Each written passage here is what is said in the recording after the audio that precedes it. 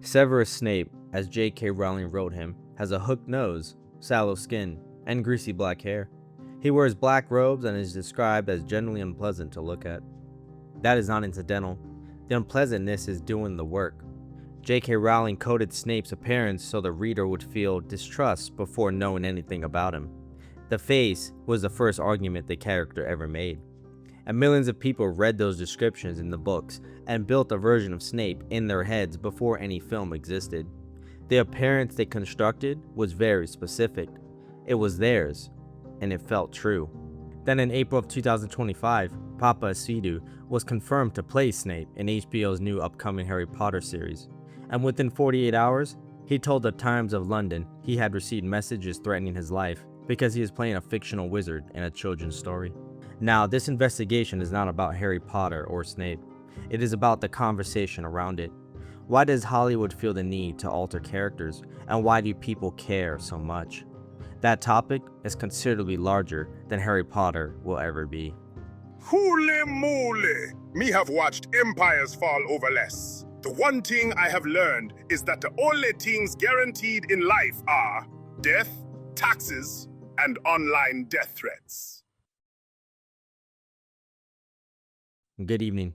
Coming to you from my library, where many of these characters on these shelves have been reimagined and recast by people who look nothing like the original. Allow me to present the evidence in this case. In 2011, Idris Elba played Heimdall, a Norse god for the MCU. A white supremacist group organized a boycott, and the film grossed over $350 million. The controversy lasted only 3 weeks.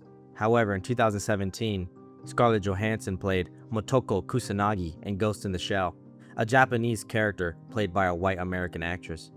This time, there was sustained backlash, and the movie was a commercial disappointment. This was a race swap in the opposite direction, with opposite reception. Now let's examine a mantle swap. 2018, Miles Morales in Spider-Man Into the Spider-Verse won the Academy Award for Best Animated Feature, now considered one of the greatest superhero films ever made. Let's make the note clear. Miles is not a race swap. Peter Parker still exists as Spider-Man. Miles is just a different character who inherits the mantle. However, in 2025, Sam Wilson becomes Captain America in Brave New World, a black man carrying the shield that was originally defined by a white man from Brooklyn. The film opened to mixed reviews, but the cultural conversation around the casting was considerably more louder than what Into the Spider-Verse generated.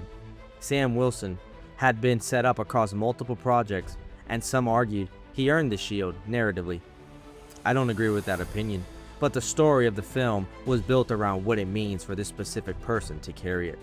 However, the audience felt differently. Let's continue. 2023, Netflix cast a black actress as Cleopatra, a historical figure with documented Macedonian Greek ancestry. The Egyptian government formally objected, and IMDb audience score was 1.2. But that same year, Halle Berry was announced as Ariel for The Little Mermaid, a fictional cartoon mermaid with heavy ties to Danish culture. This had massive pre-release outrage. However, the movie made over $500 million at the global box office. Now look at this example. Samuel L. Jackson's Nick Fury worked so completely that Marvel retroactively redesigned the comic book character to resemble him, and there was almost no sustained objection. But Amazon's The Rings of Power cast black elves and dwarves and faced one of the most organized fan base objections of the decade. In 2021 and 2025, Taskmaster was placed in the MCU's Black Widow and Thunderbolts films, a gender swap of a beloved comic book villain. But the reaction this time was much notably quieter than every other example I listed previously. He remembered that moment. Me nearly spit out my soda at the theater. What the hell were they thinking? That inconsistency is exactly the point.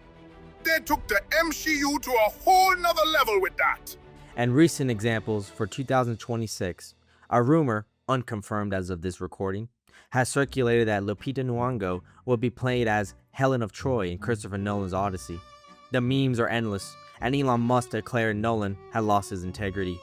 However, what is confirmed is that in the same film, Zendaya is playing Athena. The silence surrounding that particular casting is something worth noting. Now, what is the point I'm trying to make? The objection is not consistent. The intensity is not always consistent.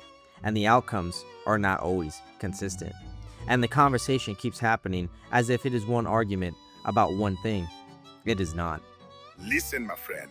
The people upset about Cleopatra and the people upset about Ariel are not making the same argument. Them just sound the same from far away. That's right, Toombs. Now let's examine closer on what they are saying. Let's examine the progressive side of the argument. In 1950, Orson Welles staged a production of Frost in Paris and cast Eartha Kitt as Helen of Troy, a black actress playing the most celebrated beauty in Western mythology. The production was merely reviewed as theater, and nobody lost their integrity. The conversation did not happen. However, 76 years later, a rumor of the same casting has produced international news coverage and a post from the wealthiest person on the planet. Something changed in those 76 years, and it did not make storytelling more sophisticated. It made the audience's relationship to characters more proprietary. Aristotle argued that storytelling works through mimesis, not copying reality, but imitating the structure of human experience to produce recognition. The character is not the person playing them, the character is the pattern of meaning built around them. The Greeks performed their myths in masks. The mask was the character, and the person behind it was the craft. They did not have this argument because they did not have intellectual property law. That is how it used to work, but something has changed. The mask became a face, the face became an asset, and then the asset became somehow ours. In 2004, Ronald D. Moore rebooted Battlestar Galactica, and Starbuck became Kara Thrace, a woman. Dirk Benedict, the original Starbuck from 1978, wrote a public essay objecting. The fan base was very hostile toward her. Now, Katie Sackhoff Starbuck is considered one of the greatest characters in science fiction television history, which leads me to question if quality changes our objection. Then the objection was never about fidelity, it was about a feeling dressed as principle. You might be onto something, man. I objected to Starbuck at first too, but by the end, me would have thrown hands with someone who said a bad word about Kara Thrace. That distinction matters, Toombs, because that is not hypocrisy. That is a clue. Let's examine the conservative side. Think about the last time you heard a casting news about something you loved and felt something wrong before you could explain why. Not outrage, not politics, just wrong. Like something had been taken without asking. A recent example might be Amazon is considering making the James Bond series with a woman instead. That feeling is not about race, it is about gender. But when Michael Keaton was cast as Batman in 1989, Warner Bros. Received 50,000 complaint letters. That same performance is now considered the definitive version of the character by a significant portion of the audience that complained.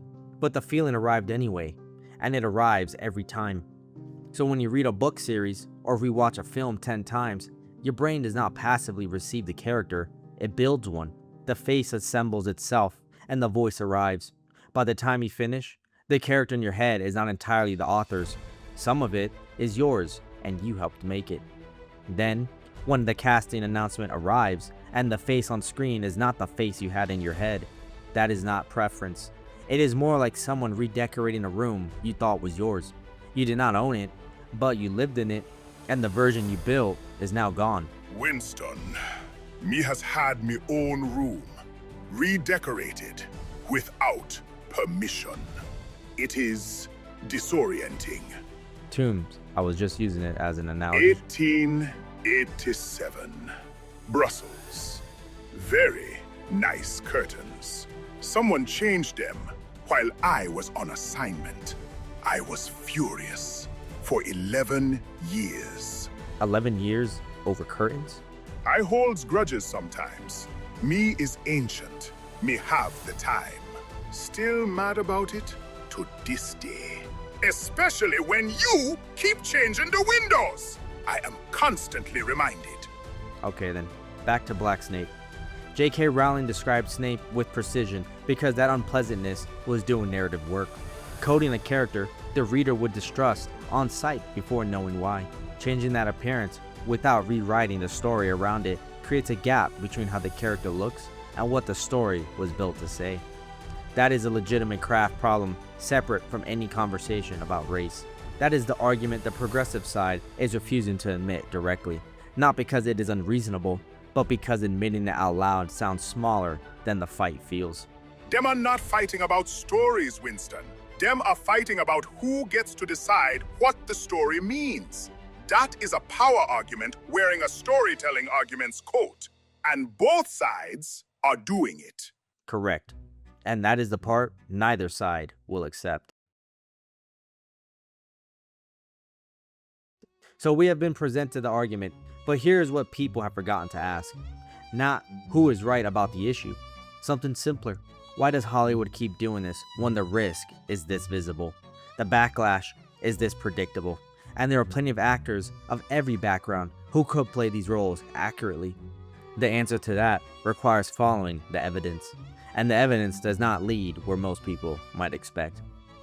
The first piece, a casting announcement that generates no debate, generates no press coverage.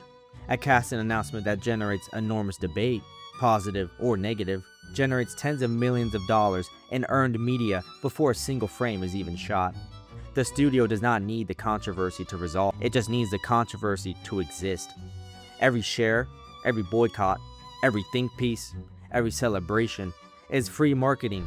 The outrage and the applause look different from the outside, but from the studio's accounting department, they are just the same line item. Both sides are doing identical unpaid work for the institution they believe they are fighting about. So file that part away, because it is not the only piece. Hollywood might be the greatest rage baiters in history. I am genuinely impressed. The second piece. A film must meet 2 of 4 Academy diversity standards to qualify for Best Picture consideration. That is not a rumor. That is a documented eligibility rule from the Academy of Motion Picture Arts and Sciences, which means studios with award ambitions now have a formal institutional incentive to cast diversely, regardless if it makes sense in context of the story, separate from any creative or moral reasoning, because the alternative is Oscar ineligibility. Winston, does anyone even watch the Oscars for entertainment? Me was at the 1962 Academy Awards, and was asleep for half of it. But once me caught a glimpse of Sophia Loren, it felt like a fire was lit in me balls. The third piece. The Oscar rule did not show up by accident. Around the same time, Wall Street investors started grading companies on diversity scorecards. Studios that could show diversity numbers got rewarded with investment. Studios that could not were penalized. So Hollywood created entire departments just to track and report those numbers. The result is that a casting decision made to hit a target on a spreadsheet looks exactly the same as the casting decision made because the story needed it. And from the outside, you cannot tell the difference, and nobody labels which one it is. The fourth piece, and this is where it gets revealing. In 2024, the political climate changed. The Trump administration began cutting DEI programs. Wall Street pulled back on the diversity scorecards, and almost immediately, Hollywood quietly changed with it. In 1 year, the percentage of white actors in major roles jumped from 59% to 67%. The studios that had been publicly championing diverse casting for years simply stopped. Not because the stories changed, and not because better actors became unavailable, but because the external pressure that had been driving the decisions was gone. That is not what genuine creative belief looks like when it gets tested. That is what following instructions looks like when the instructions change. Which leaves the most important question in all of this. Studios follow money. Politicians follow agendas. Wall Street follows returns. And none of these institutions care about stories for the sake of the stories. So why does all of them, at the same time, become so invested in which faces appear on the screen? Think about what stories actually do. They shape what people believe is normal. They define who the heroes are. They tell a culture what to admire, what to fear, and who belongs in the room. Control the story, and you influence the belief. Influence the belief, and you influence the behavior. And that is not a conspiracy. That is just how narrative works. The question is no longer whether Hollywood changed the characters. The larger question is now, who decided that changing the characters was worth funding, and why? Ooh, Winston, Are you finally gonna say it? This is gonna be the best part. Well, that is another video for another time. Oh, come on! The argument about casting is never actually about casting. People do not reject every change. They reject changes that feel like something is being taken from a version they helped build. Nick Fury and Starbuck worked because they were building something new. Black Snape and Black Helen of Troy feel, to the people objecting, like something finished and loved is being overwritten without permission. That distinction is real. And underneath all of it, the outrage, the celebration, the think pieces, the boycotts. A studio is sitting with a coverage number. The people who feel betrayed and the people who feel vindicated are generating the same marketing value. Both sides got used by the same institution, using the same casting decision. The character changed, the story usually did not, and the studio got its press cycle. And Papa Sidu, the actual human being at the center of it all, has not played a single scene yet, but he has already been judged by people who have never watched him work. And that is what this argument costs, not a principle, a person, exactly as designed. But these are just my observations. Forget Snape! I am still bitter about Taskmaster being a disabled woman, and then killing her in thunderbolts! And if you think changing a character's face is bad, wait until you see what they are planning next. Hollywood is not just rewriting who plays the role. There are people in those same boardrooms actively working to remove the actor entirely. That investigation is already open. The case file of Tilly Norwood is on screen. Winston, can we watch some Sophia Loren films?